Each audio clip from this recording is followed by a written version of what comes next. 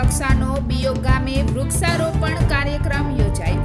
વડાપ્રધાન શ્રી નરેન્દ્રભાઈ મોદીએ વૃક્ષને માતા સાથે જોડી વૃક્ષારોપણના કામને નવી દિશા આપી.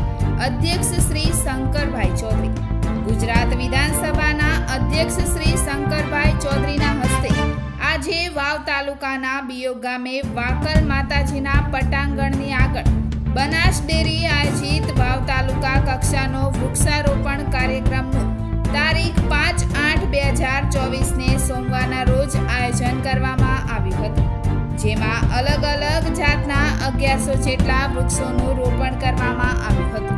ત્યારબાદ ધરણીધર ગૌશાળામાં સભા કરવામાં આવી હતી.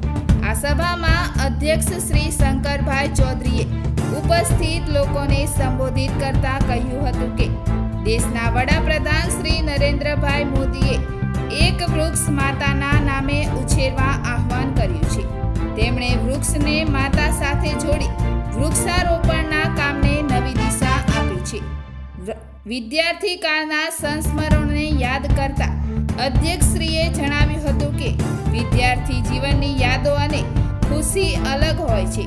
દેશનો ઇતિહાસ બદલવાનું કાર્ય મધ્યમ પરિવારોએ કર્યું છે. મધ્યમ પરિવારો સાથે જોડાયેલા લોકો જીવનની વાસ્તવિક પરિસ્થિતિથી વધુ વાકેફ હોય છે, જેથી કોઈ પણ કામમાં તેઓની સહભાગિતા વધુ હોય છે. અધ્યક્ષશ્રીએ કહ્યું હતું કે દરેક વૃક્ષમાં ભગવાન વસેલા છે, તેથી આપણે આ પ્રકૃતિનું સંવર્ધન કરવું જોઈએ. વૃક્ષ પરોપકારનું ખૂબ મોટું કામ કરે છે, તેથી તેનું જતન કરવું એ પ્રકૃતિની સેવા છે. વૃક્ષોનું વાવેતર કરવું એ પ્રકૃતિની નિસ્વાર્થ ભક્તિ છે.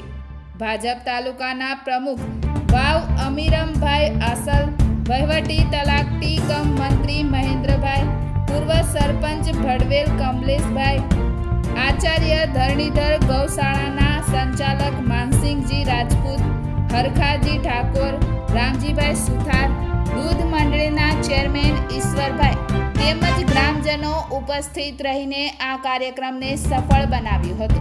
બ્યુરો રિપોર્ટ નટુજી ઠાકોર, દિયોદર સમાચાર, બનાસકાંઠા.